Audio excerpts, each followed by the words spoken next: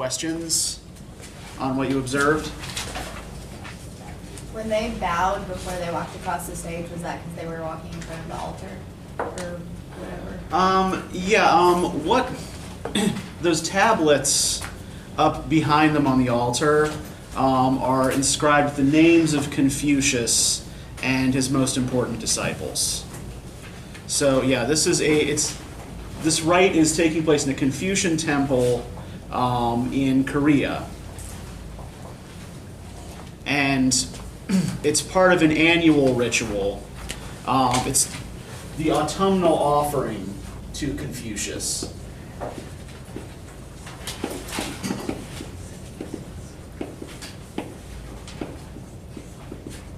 So, the participants in the ritual make 3 offerings, and then they go up across the across the stage, across the altar, and make that bow to the Confucius tablet.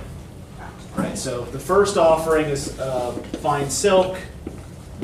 They then make an offering of wine, and they then make an offering of incense. So, on the basic level, that's what's going on here, right? That's the purpose of all of this, and that's why they're bowing as they cross they're bowing really sort of to the representation of Confucius. Other questions or observations about this? How long does it usually take? This whole ritual, about 15 minutes. It's actually it's fairly brief, but it seems a lot longer than that, right? Everything in the ritual is very slow and very deliberate. It doesn't, unfortunately, I don't know if any of you have ever been, say, to a Catholic Mass in Ireland. You're in and out in 20 minutes. Because everybody wants to get to the football game, including the priest. So they just try to get you through it as quickly as possible.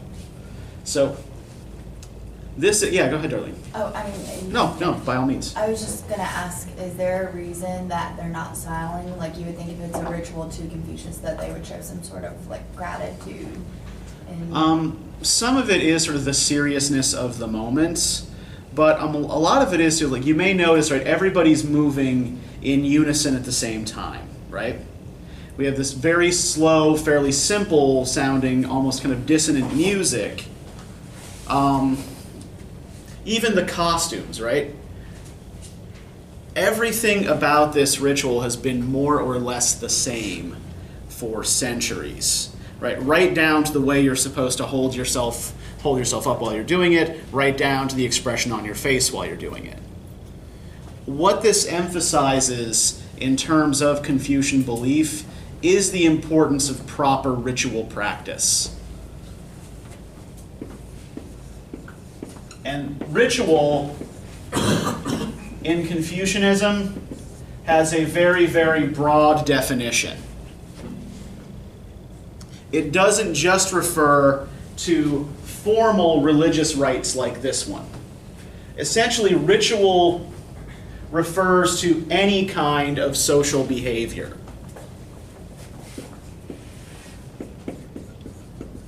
All of your interactions with other people are governed by a complex series of codes, according to Confucian belief, right? The way you behave is dictated by your age, by your gender, by your relative social class, by the social class of the person you're interacting with, right? So, in a lot of ways, it's kind of similar to Hindu ideas of caste and dharma, right? That your specific behaviors are dictated by your station in relation to other people. But it's a slightly more flexible system, and it's less focused on personal goals, right? Essentially, dharma is supposed to get you, the individual, out of the cycle of reincarnation, right? If you follow your dharma correctly through enough lifetimes. There's not really any equivalent sense of transcendence in Confucianism. Confucianism is very much a this worldly kind of religion. In fact, one thing that we'll note as we look at the great Chinese religions, Confucianism, Taoism, and Buddhism,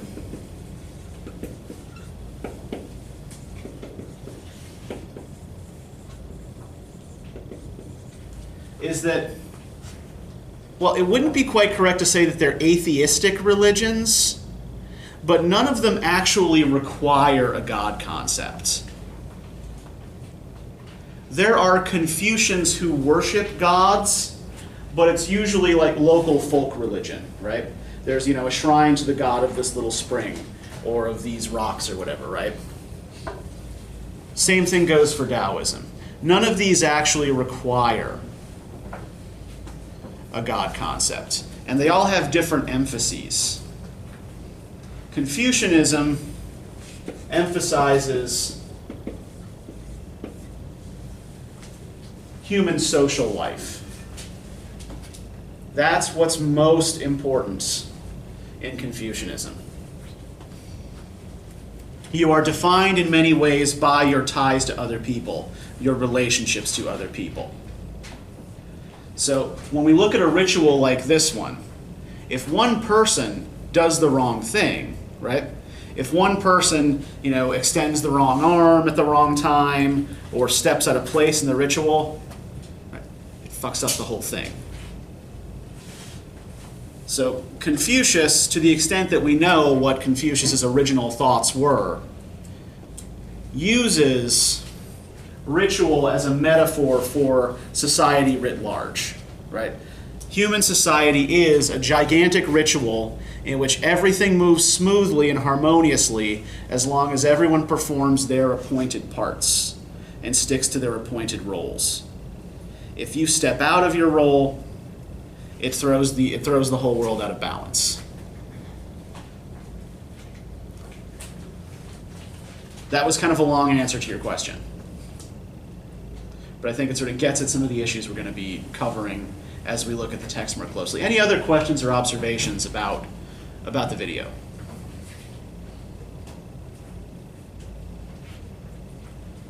Does anybody know why I showed you a Confucian video or a Confucian ritual being performed in Korea and not in China?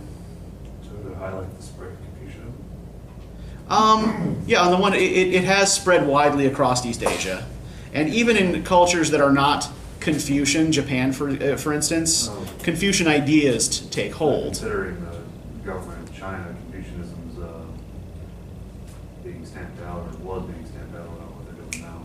Yep, exactly. Legalism is supposed to be the one that they Oh, they're communists. They don't believe in religion. They kill religion. So. Well, yeah, I think, Zach is referring to more recent history. You're talking about sort of ancient history. The legalist school is the philosophical school that sort of came after the Confucians, and the legalists were rigid authoritarians. Right. But no, what Zach is talking about is actually closer to why I'm showing you something that's in Korea and not in China, mainland China itself. There are very few Confucian temples in consistent operation in mainland China because starting with the Cultural Revolution in the mid-20th century, the Chinese government has sort of officially repressed Confucianism. They still use Confucius as a sort of ambassador figure for Chinese culture, but the religion itself is suppressed. Now, does anybody have any idea why a communist government might be interested in suppressing a philosophy like Confucianism? Well, Confucianism is all about one's place in society, and communism, the ultimate goal of communism is basically for there to be no places. Exactly. Communism aims, at least theoretically, at a classless society, right? With no hierarchies. Confucianism is based on rigid social hierarchies. And on these hierarchies sort of being in balance with each other and being consistently maintained, right? In Confucianism, your behavior towards others is entirely determined by where you rank in relation to them. So yeah, that's exactly the reason why you will not see very many Confucian ceremonies performed in mainland China. So, right, that I suppose is that then. So how'd this reading go for you? What'd you think? Yeah, Alexa. It was pretty good. I just have a question about the master. Is Okay. he not a god? He is not. He's not a god. He's Nope. a human. He is not a god. Okay. Yeah, he is. And I think that can be a little bit confusing because when we watch a ceremony like this, it looks like he's being worshipped, right? Yeah. And that's something that if you're a Confucian, you're supposed to do for departed ancestors anyway.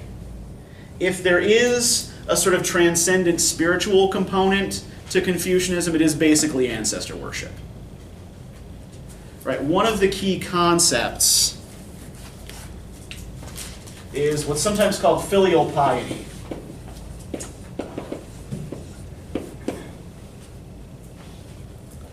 Right? You are supposed to respect your parents while they are alive, and when they are dead, continue to keep their memory alive, right? Continue